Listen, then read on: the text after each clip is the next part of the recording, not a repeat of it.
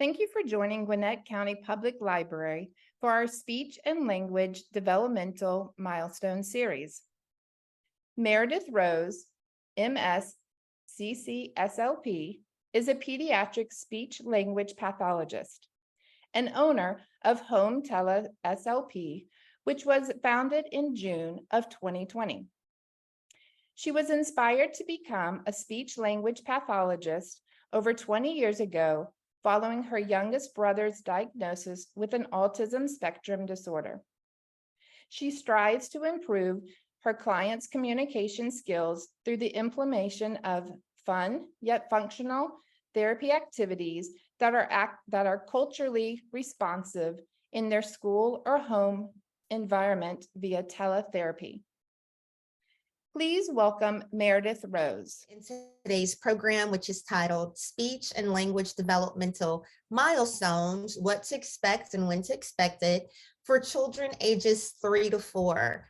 So just to go ahead and give you an overview of our presentation, I want to talk about the different areas of speech and language that we're going to cover today.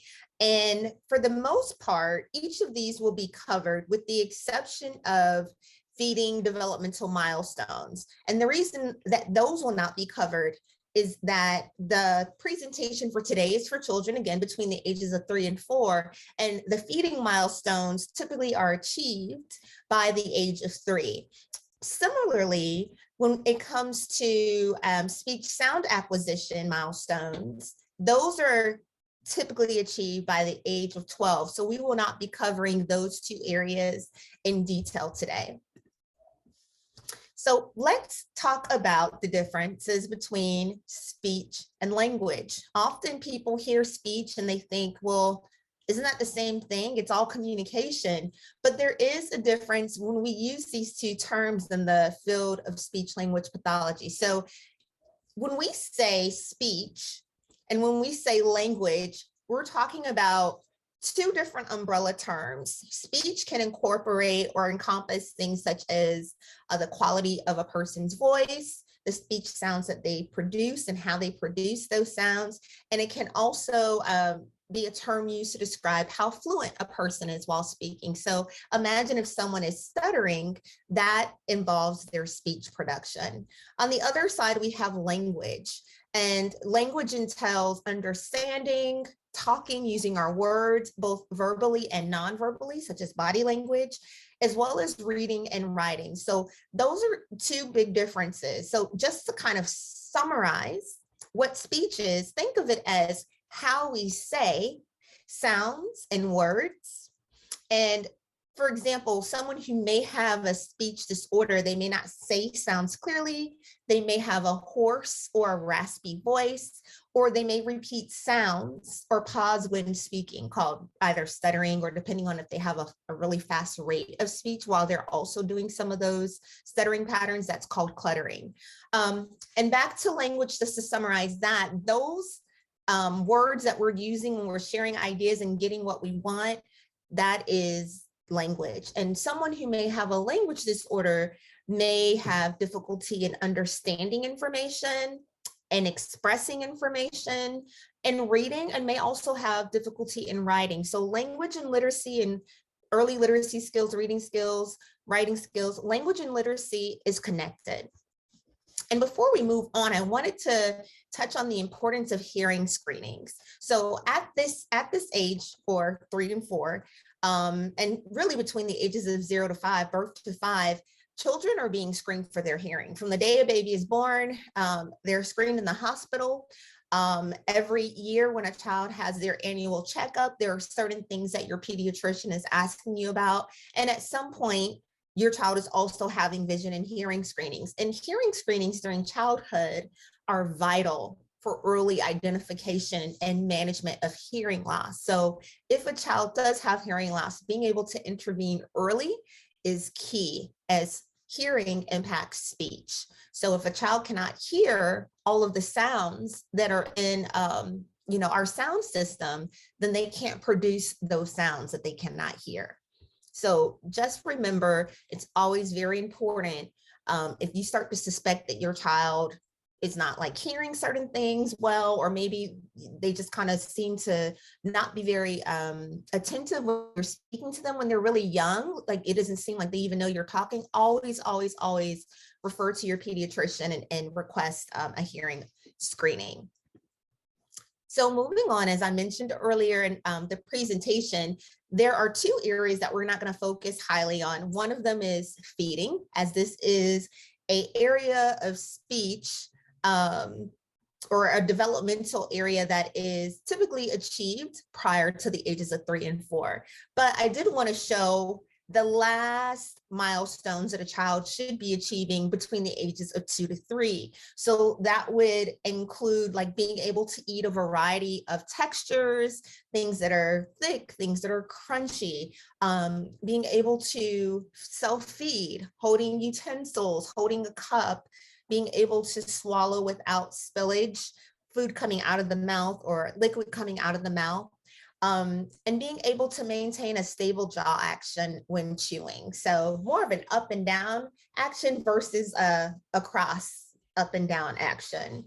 So those are just a few of the milestones that children should achieve prior to the age of 3 or by the age of 3. The next area that we're going to talk about is speech sound acquisition, or phoneme awareness, or development. So the word phoneme is just a fancy name for speech sounds. So when we think about the letters of the alphabet, every letter has a corresponding sound, and that is called the phoneme. Similarly, every sound has a letter, and that letter, we call them the ABCs, those letters are called graphemes. So in case you hear those terms at all, or come across them while reading about literacy and language, that is what that is.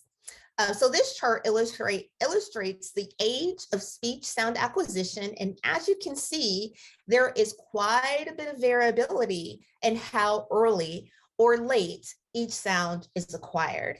Some children will not necessarily progress through each of these sounds in a particular order. They may actually acquire sound that is a later developing sound. Like for example, the letter S, if you can see where that's located on the chart, it's somewhere between 3 and 6 that it's showing as coming into the child's sound system. Now, if we look at, for example, sounds such as the letter P, M, H, N, W, these are sounds that come in quite early, between the ages of up until 3. I'm sorry, not between 2 and 3, but somewhere up until 3. However, as I was saying, if a child is able to acquire certain sounds early that are later developing, that is something that is not unusual. Every child is different. Typically, though, there are sounds that are easier to produce that come in early because of where they're produced in the mouth. So when we look at P and M, W, B, for example, these are lip sounds, or what we call bilabial sounds, meaning that the two lips, bilabial, come together in order to produce the sound. Now, it's easier to produce it for multiple reasons. You can see it. So while mommy and daddy or whoever the caretaker is speaking to the child, they can easily see where that sound is being produced. And it's also easier to provide a prompt or a cue for the child if they're having difficulty in producing that sound. So as a pediatric speech language pathologist, I often use phonemic prompts or cues or tactile cues, sometimes placing my finger on my lips, and I'll model for you what I mean. So for P, I might show a child, or same for B. The difference between the B sound, b, is that B is voiced, meaning that our vocal folds are vibrating while we're producing those sounds. So P and B are in the same place, but with P, the voice is off, and with B, the voice is on. Similarly, we have the letter M. Both lips are coming together. And that is also a sound that is easier to produce in its early developing because of where it is in the mouth. Sounds that are also easier to produce early on are the velar sounds like K and G. As you can see, these come in between the ages of 2 to 4.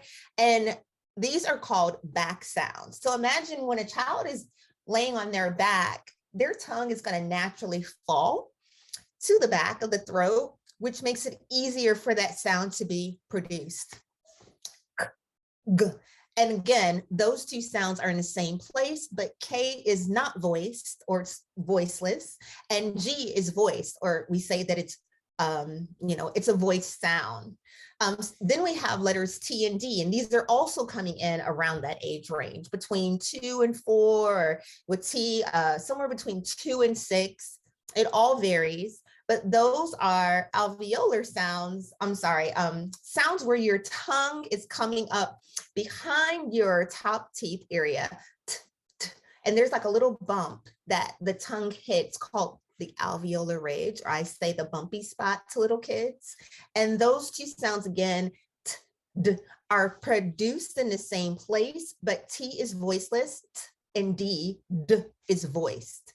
So those pairs are easy to learn together, T's and D's, K's and G's, P's and B's, etc., because of where they're located. The placing is the same.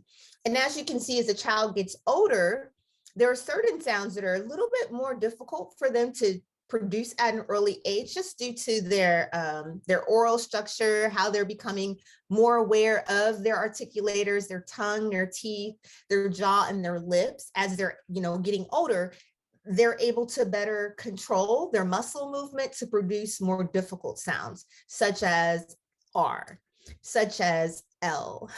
Even S can be tricky for some children. They want to put their tongue out like this, which is called an interdental lisp. Snake. Some kids will say every S word with their tongue in between their teeth. Or they may lateralize the sound, and it may sound a little wet.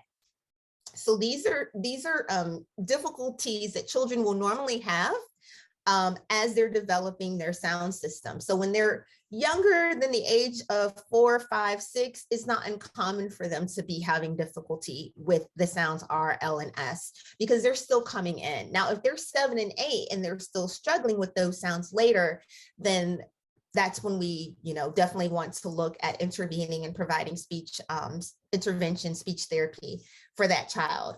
Again, the further down you get on the chart, the more you'll see additional sounds that come in later. So, as in the word cheese, as in the word shoe, z, as in the word zoo, j. I'm sorry, that J is actually a y sound, like yellow. So phonetically, the way that we spell the Y sound is with the J. And so even the Y sound is a sound that's a later developing sound. Similarly, the letter V sound and what we call voiceless TH and voice TH. So in the word the versus the word these, the and these, the voice and voiceless TH is represented in those words, because you can hear the voicing with one and not the other.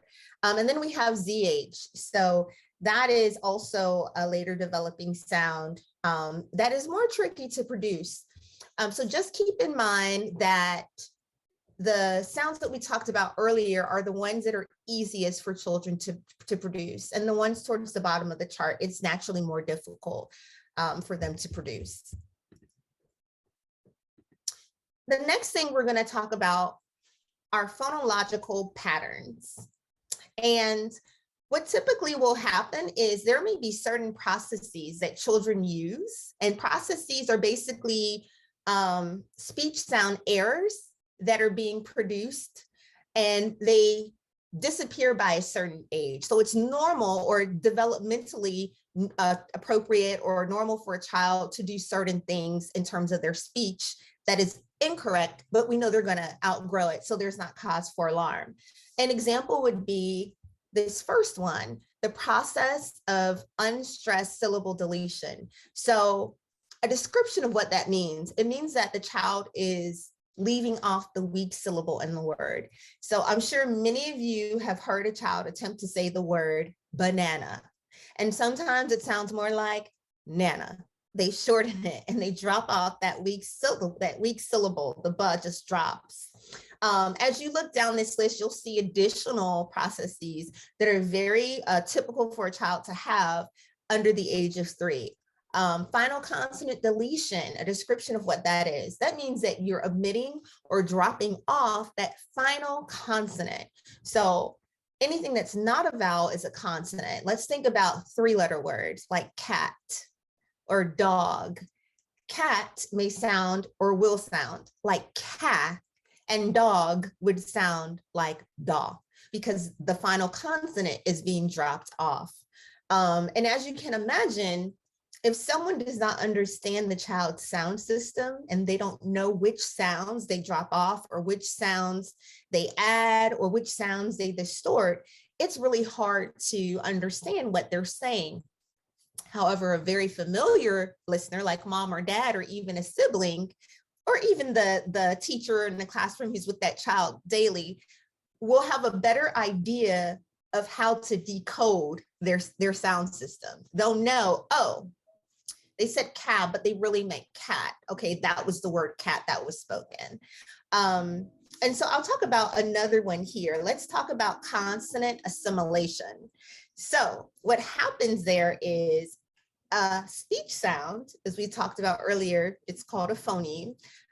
It ends on taking the characteristic of another sound in the word. So in the word cat, that K in the beginning becomes the T that's at the end. And so you hear that sound twice in the word. Instead of it being cat, the child will say tat. So they're taking a consonant that's somewhere else in the word and they're replacing it with another sound. And that is known as consonant assimilation. And then one that is very common with our little ones is reduplication. And reduplication is when certain phonemes or speech sounds or syllables are repeated in the word, and the other part of the word is just dropped off and replaced with that repetitious syllable or sound. So for the word bottle, a child will simplify it to baba. Those are just very, very common things that happen as a child is learning how to use their sound system. They're producing sounds that are easier. So if you look at the word bottle, the sound that's made in the middle, the consonant, is the letter T. And we talked about how lip sounds are easier to produce. So naturally, a child will simplify that 2-syllable word by producing the sound at the beginning and the middle as well. Next, we're going to talk a little bit more about these phonological patterns. And as your child is getting older, so we're talking about 3- and 4-year-olds, after the age of 3, there are certain sound errors that will disappear, and there are certain sound errors or patterns of errors that will persist. They'll continue. And an example of that kind of error is a process called cluster reduction. So clusters are when there are 2 consonants together. Think about the word spaghetti. The S and the P are a cluster pair, they're together. Even when we think about, for example, the word clean, K and L, those 2 consonants are side by side. And in this example here, actually that is the example, clean becomes keen. And so that L is reduced, or that, I'm sorry, KL blend, phonetically it's the letter K, but it's really CL. It's reduced to just the letter K. And so when we omit one or more consonants in a blend, that is called cluster reduction. As you're looking down this list, I won't read each one. Another one that's really common that you'll probably see is gliding. And that is when a child will substitute, for example, the sound for W, wa, or the sound for Y, ya, for another consonant. And I think we've all heard children say wed for red, right? Or lello for yellow. I'm going to look in the chat really quick. Sorry, good morning. Just really quick question when you were going back to how the children speak and their, like how they're project or saying the words, pronouncing the words. I was going to ask, is it okay, like for instance, if my daughter is saying banana incorrectly, if she's just like nana or banana, or sometimes she at 2, well, she just turned 3, but around the stage of 2, she was like utilized, like saying P for everything, or, you know, instead of her saying tat, she's like pat or something like that. So, or I'm sorry, cat, she'll say like pat.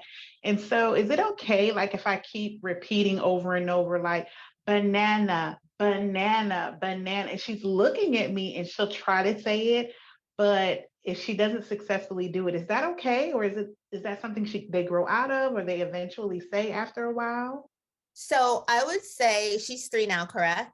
Yeah, she just turned 3. Yes, ma'am. Definitely reach out to me at the end of the call and I will talk to you in more detail about some of the things that you mentioned. But right now, I do want to give you a strategy, and that strategy is called backward chaining. So when we have multi-syllable words, and great question, Mom, when we have multi-syllable words, it's really easy for children to drop off a syllable or to mix up the sequence, right? Because they're trying to coordinate the words that they're producing in their mouth, and they're really not only moving across different syllables, but they're moving across different articulators in their mouth. So maybe there's a lip sound and there's a tongue tip sound, and then there's like a vowel that's rounded, and they're having to change the shape of their mouth and coordinate that sequence. It's really tricky. It's like doing gymnastics and the mouth for them. And so a strategy that's called backward chaining involves taking the last syllable and producing it, and then adding the second to last syllable, and I'm talking about a 3-syllable word, and then the first syllable. So in the word banana, we would say na, nana, banana. But having a prompt where maybe you're both looking in the mirror at the same time, and she can see your mouth and you can see hers, and you're giving her a prompt here, na, nana, banana, is a really helpful strategy, because not only is she hearing you say it and seeing you say it, you're both able to see each other's mouths, and you're able to, or she's able to feel where that sound is produced. So I hope that that strategy was helpful, but please, at the end of the session, I'll give you some information about how to book a free 30-minute consult. And I would love to give you some more information on things that you can do to work on sounds, and when to know it's important to seek an evaluation for certain speech concerns. So thank you for your question. Awesome. Thank you so much. You're welcome. You're welcome. So now that we have an idea of what's meant by phonological patterns and what's meant by these speech sound errors and processes, we're going to move on to the next area. And these are just more phonological patterns. And at the very, very end, in the column to the right, you can see the likely age of disappearance. And just remember that there's a lot of variability here, right? Some kids may have these sounds come in early and may master them early. Some kids may have these sounds come in later, and it may take them a long time to master them. So as they're coming in, maybe they're approximating the sound, meaning that it's not 100% right, but they're close to it. So for example, there are some additional, let me just go through these really quickly. So by the age of 2.5, denasalization should disappear. And you see the example here, mat becomes bat. By the age of 3, assimilation should disappear. So a child should no longer, be taking that sound that's in one part of the word and putting it somewhere else. So saying tat for cat. So that should start to disappear around the age of 3. Doesn't mean that it continues for a little bit longer, but if your child is 5 and they're still producing these type of errors, this would be a good indication that they would likely need a speech evaluation. And many times when a child is evaluated for speech, we also evaluate for language. Affrication is a process that likely disappears by the age of 3. So sheep is produced as sheep. And final consonant deletion we talked about before, cat becoming cat should disappear by 3, and then fronting the initial velar single. So can comes to the front of the mouth and is produced with the T. So k becomes t, and the child, instead of saying can, says tan. That should disappear by 4. Deaffrication, where the child may say chip and it becomes sip. I'm sorry, while trying to say, while trying to say chip, it becomes sip. That should disappear by the age of 4 as well. Under that, we have cluster reduction, and we talked about this a little bit earlier when I gave the example of spaghetti and clean. Here we have the letters G and R, so the phonemes G and R. So when we have consonants being dropped off, like in the word grape becoming gape, that is something that we should also see kind of, round itself out and fall off by the age of 4.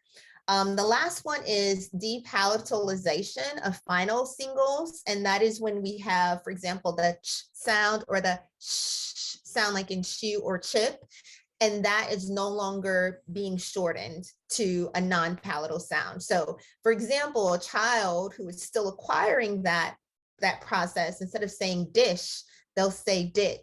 They'll change the SH sound to T, but that should disappear by 4.5. So just take a look at this, and we'll also, again, be putting this online so you can go back and review the video later. But take a look at this and just kind of think about where your child is and how intelligible they are. We're going to talk about intelligibility of speech soon.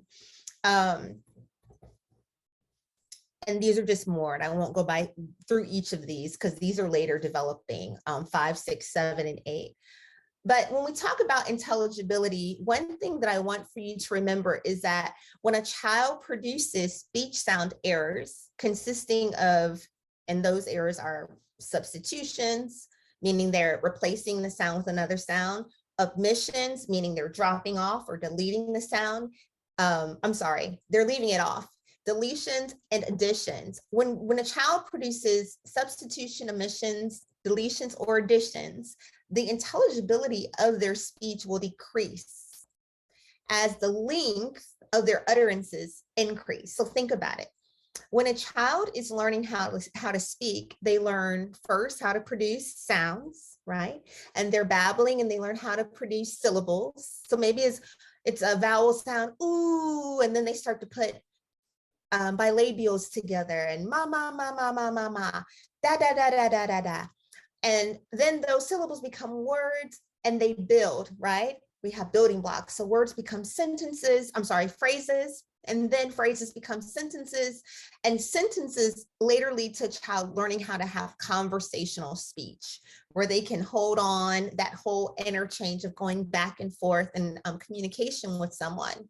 So as they're increasing the length of their utterance, moving from syllables, words, phrases, sentences, conversational speech, if they're producing any kind of speech sound errors, whether it's substitutions of sounds, omissions, deletions, additions, or using some of those phonological processes, which are just patterns of errors, you're going to see that their intelligibility of speech decreases as their word use increases, or as the length of their utterances increases. So that is a natural thing that does happen when there are speech sound errors. And when those speech sound errors are no longer developmentally appropriate, meaning that child should have achieved those sounds by the age that they are currently, we really want to get them evaluated and really want for them to start speech therapy. So here on this chart, what we have listed are just the speech intelligibility expectations based on the age. So the younger a child is, the less intelligible they are. And the older they are, the more intelligible they are. I wanted to say something really quick about the age ranges that we're talking about right now, which is 3 to 4. So as you can see here in this table, it's suggesting that the intelligibility of a child's speech between those ages could be somewhere between 50 and 75%. As we look further down, for 4 to 5-year-olds, 75 to 90%, and for 5 years and older, 90 to 100%. However, let me interject and just make this quick point. no one ever speaks with 100% accuracy, right? We all stumble and trip over our words when speaking. During this presentation, my speech has not been 100% accurate. So in terms of intelligibility of speech, there's going to be errors as people are speaking. So it's not uncommon for a child to have speech that is less than 100% intelligible. I just wanted to make that note really quick. All right, so as we transition to our next slide, we're going to talk about a different area. So first we've covered speech, and now we're going to cover language. And the first area of language we're going to talk about is pronouns. And as you can see in this chart, there's a list of the different pronouns that children start to use as they develop. So when children are really young, between 1 and 2, they're using pronouns such as I and it. Between 2 and 3, you can see that list is growing. They're saying a lot of my, mine, me, you, your, she, he, yours, and we are starting to be learned about the age of 3. And then between 3, 3.5, they, us, hers, his, them, her. So some possessive pronouns are coming in there. And then the older they get, there's more variety of this, you know, it's, our, him, myself, etc. You can read what's on the screen. I won't read it to you. But the point is, these are the pronouns that should be coming into their vocabulary as they're approximating these ages. Next, we're going to discuss morphology. And morphology is the study of how morphemes or word units are put together. And a morpheme is the smallest meaningful unit of language. So here we have some grammatical morphemes, and we're very familiar with these. For example, ing, also known as present progressive ing. S can be used as a plural, or as a possessive, depending on if we're using apostrophes, and past tense ed. All of these are examples of grammatical morphemes, and you'll see some additional ones listed here with the examples to the right in the last column. And so when we use these graphemes, these grammatical morphemes, we're implying inflection to the words that signals meaning related to the nouns, verbs, or adjectives that we're speaking of. So baby, cry. But if we add an ing, that's showing action, baby crying. When we say run versus, well, this is overgeneralization of past ed, run, it wouldn't be run, it would be ran. A child will naturally do that because they're trying to learn the rules of our language. And as we all know, the English language is not the easiest to learn compared to some others where the systems of morphemes are a little bit different. But knowing when to add ed and knowing when not to do it, when to use a regular past tense, is something that comes with time. So as you can see, between 43 and 46 months is when a child will start to know how to correctly use past tense ed versus irregular past tense. Ate instead of eat, ran instead of run, etc. All right. And do we have any questions in the chat right now? No, it looks like we're good. Awesome. The next thing, which is somewhat related, and we talked a little bit about this before, mean length of utterance. These are described here as Brown's stages of language development. And there are 5 different stages, but don't worry about that as much as looking at the MLU column, which mean length of utterance is what that stands for. And when you see the numbers, that's referring to the number of words. So at stage 1, when a child is between 1 and 2 years of age, they should be using somewhere between 1 to 2 words. And you'll see in that last column examples of what they should be able to do. Then at stage 2, between about 2 to almost 3, 2.5 years of age, they should be using 2 to 2.5 words. You see how it kind of looks like the age, like 30 months, 2.5, 27 months to, that's not the correlation. It's really just showing that that's about where they should be in terms of the number of words that they're producing per, utterance. And then at stage 3, when they're between 31 and 34 months, again, we're getting a little bit, more added to their utterance. So 2.5 to 3 words. Stage 4, when they're about 3 years to almost 3.5, they should be using 3 to about 4 words. And then as they're approaching, 4 years old, they should definitely be using words somewhere ranging between 3 and 5. And there are some examples of the types of simple sentences they should be able to produce in that last column. Now, pragmatics is an area that I think more and more people have been talking about over the past decade, as we've seen more children diagnosed with autism spectrum disorders, Asperger's, etc. So pragmatics has to do with social skills or social communication, social language. And it's the study of like speaker, listener engagement, how people interact with one another, knowing the unspoken social rules of language. And it's often, like I said, referred to either social language skills or social communication skills. You might hear either term used.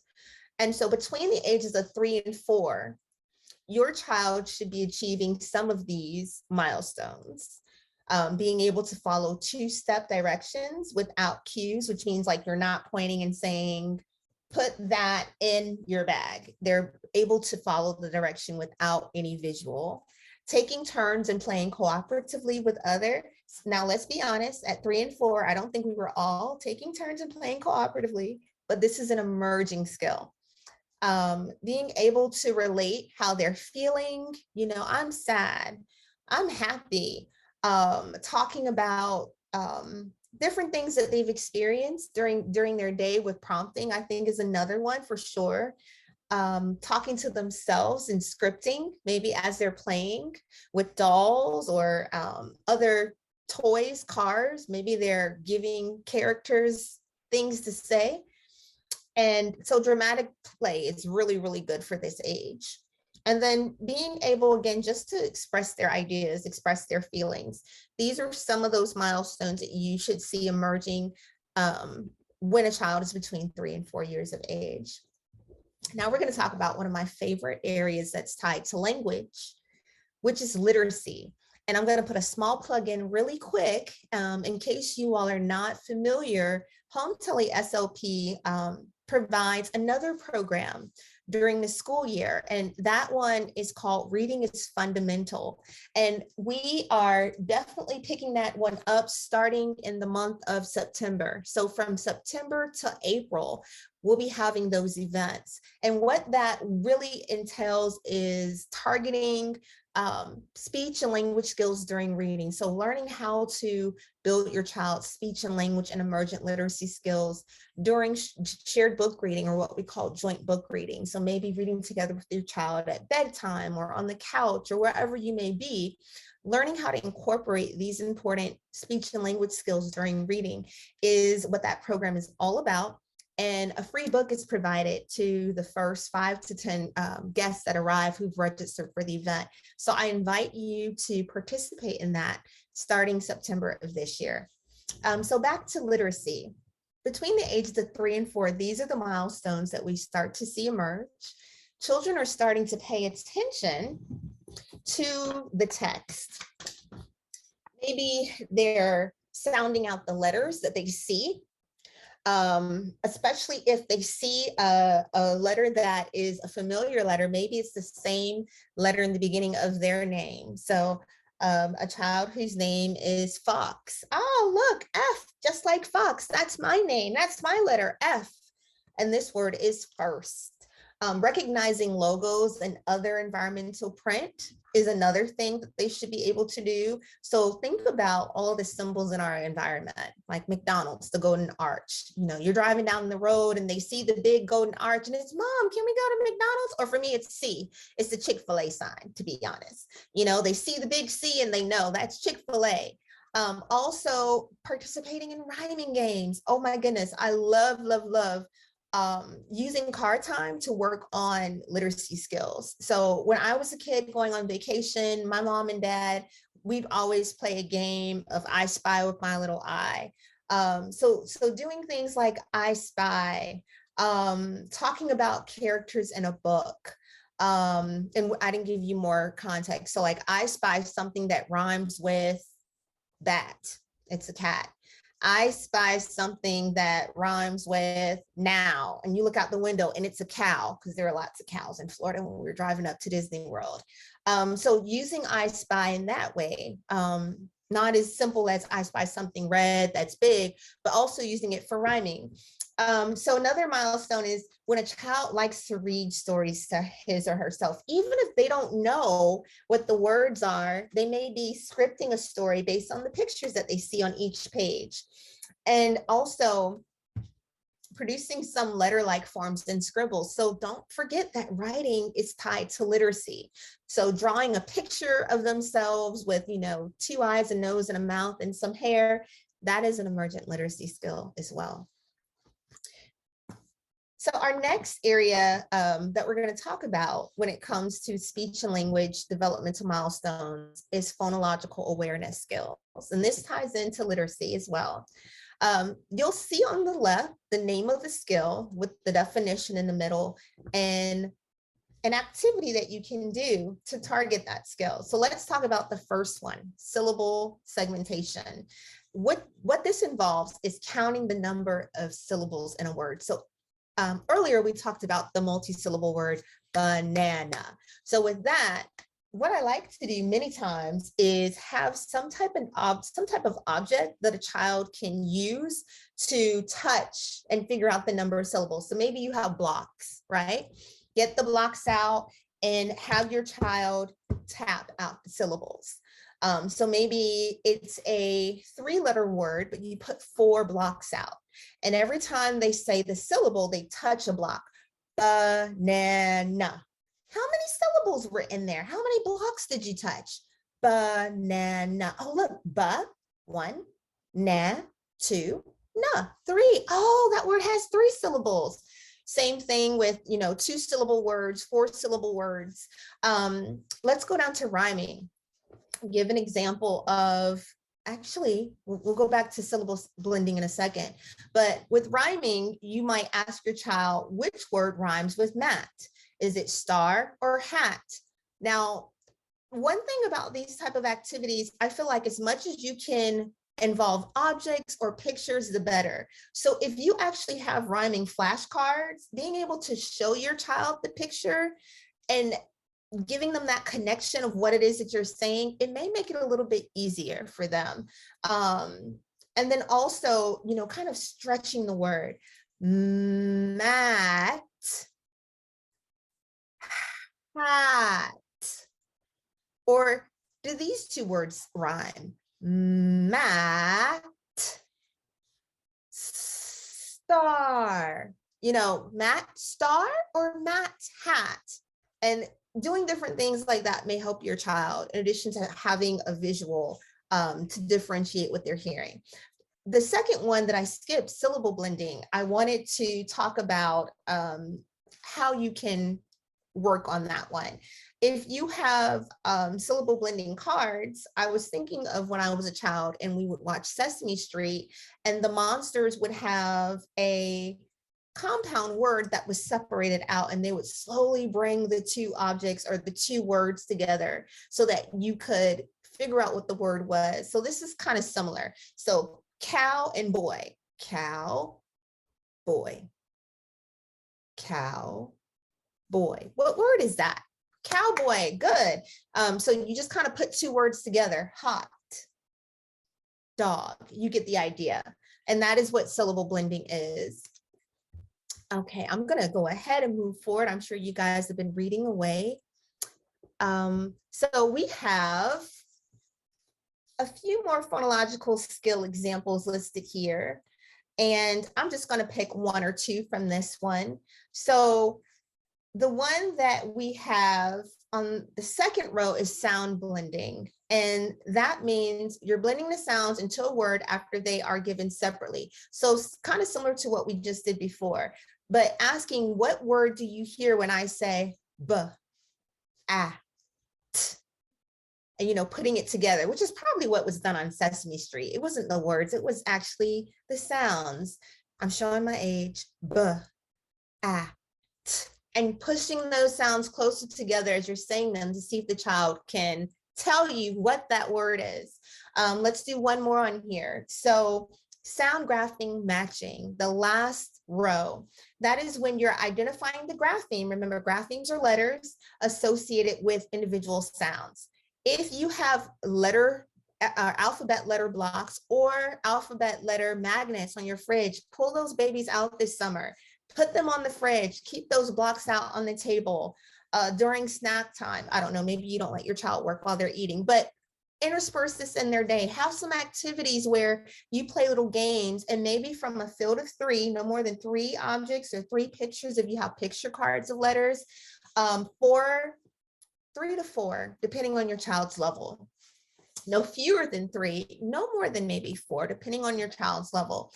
Put out the different letters and ask them what letter says, but start with letters that they know. So if you know they know A, B, C, and D, start with those 4 letters that they already know. Which letter says B?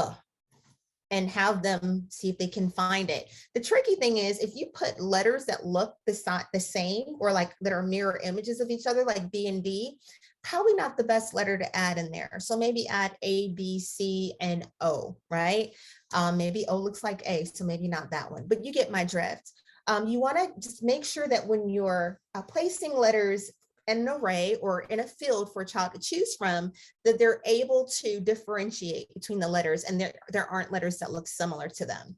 That is a higher skill that you can do as your child is really able to differentiate between the letters M's, W's, I, and L. You can throw those in there and let them choose from a field of 3 to 4. Okay, so I just realized that we have a few more minutes left, and I'm going to kind of speed things up.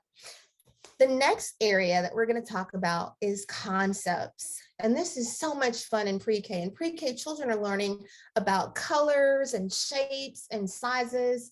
And there are so many concepts they're learning about, numbers. And so we can really target concepts all day, every day, very, very easily. Between the ages of 3 and 4, a child should be able to follow quantity directions. So can you show me the one that is empty? Maybe I have a bottle that is full and I have a bottle that is empty. Can you show me which one is empty? And maybe even holding that would be easier for them to differentiate. Oh, this one is not empty. Following equality directions, which ones are the same? So if you have flashcards, and maybe you have 2 red flashcards and 1 yellow flashcard, having your child to find which one's the same would be a little bit easier because you already have one item that is, you know, duplicated, and you can hold it up and say, can you find the one that looks like this? Which one is the same? Same with objects. Maybe you have 3 cars and 2 of them are the same, or you have 3 objects and they're the same color. You can vary this in so many different ways, targeting different concepts, shapes, color, size, even letters and numbers. Understanding next to, beside, and between. So when children are in school, they're doing these types of positional concepts quite a bit. I like to start with the easier ones, like in and out, up and down. Physically saying, oh, come stand next to me, you know, okay, now go away. Using actual physical activities for them to practice concepts is easier than kind of figuring it out looking at a picture on paper. Identifying colors. So receptively, a child will be able to achieve these concepts, meaning they'll be able to understand before they can express. So a child will always be able to show you before they can tell you. So you want to always start with having them to show you. Show me the color red versus what color is this? Because it's just easier for them to learn receptive skills first. And then once they master those receptive skills, or they're able to demonstrate understanding, then we work on them showing, or we work on them demonstrating verbally, answering the question, you know, what shape is this? what is this, big or little? So we ask those questions after they can show me the circle, show me the little car, show me the letter A. So we want for them to show before they tell. Think about show and tell as your reminder. And then being able to use position concepts like, oh, go put your book in your book bag, take your shoes out of the closet, stand in front of, I don't know, your brother, your sister, walk around the tree. You can practice these different positional concepts while you're out at the park, while you're doing different activities at home, while you're having your child to find something in the house. Maybe you're playing hide and seek with different items. Maybe you have them to practice hiding something so someone else can go find it, and you're giving them those concepts. Here, let's hide this behind the pillow. Oh, let's wrap the towel around the chair. I'm just giving some crazy examples off the top of my head, but you get the idea. Be really creative and make fun games out of targeting concepts. Similar to using mean length of utterance, when it comes to vocabulary, a child's use of vocabulary words will grow exponentially over time. Exponentially. So if you can look at 12 months, the child may have somewhere around 2 to 6 words. If you look at where they are around 3 years, they have 1,000 words in their vocabulary. That's insane. But that is just how exponential language growth is, which is amazing. So just keep that in mind. Like, as your child is aging, they're really taking on a lot of vocabulary. They're taking in what they hear, even just in conversation. They're taking in what they see while reading words in books. They're constantly building their vocabulary. So reading is fundamental, and you do want to try to incorporate a daily reading routine, maybe during your child's bath time or during their nighttime, bedtime, tuck in, whatever your routine is. You want to definitely try to incorporate daily reading, because it helps to build their vocabulary skills. So we're going to quickly talk about questions. So between 3 to 4 years old, your child should start to answer who questions, where questions, what questions, and they should also be answering some why questions between the ages of 3 to 4. Maybe they're starting to ask those questions. What, where, when, how, and whose. Oh, that's a higher developing one. How, whose, and why are higher developing, but for sure who, what, when, and where. And another one I add is what doing. What is mama doing? What is she doing? Where are we going? And then why, right? That's a fun one. But why? My mom would always say, because. That's why, because. So as we're bringing this to a close, we're getting down to one of our last slides. We're going to talk about listening skills. Ooh, listening skills. Sometimes children do hear us. Sometimes they don't. But between the ages of 3 to 4, a child should be able to respond to their name being called when you're in a different room from them. They should understand simple who, what, and where questions, what doing questions, and should be able to improve their listening skills. And this is something that should be further developing, being able to focus their attention. So attention plays a role in listening. Now, I'm kind of sad to say it, but we've actually completed our presentation. I thought I had at least one more slide. Again, my name is Meredith Rose. I'm the owner and founder of Home Tele SLP. I'm a pediatric speech language pathologist, and in providing services to children via teletherapy, I really enjoy interactions with families, helping them to better understand their child's speech and language developmental milestones. If you would please take a moment, since we have 1 minute left, and scan this QR code. I'm going to actually put it in the chat. This is a survey, and I would love for you to provide me with some feedback based on today's presentation. So I'm going to put this back up so you can see it, but I would love, love, love, love, love for you to provide me with some feedback. Let me go ahead and put this in the chat. 1 second.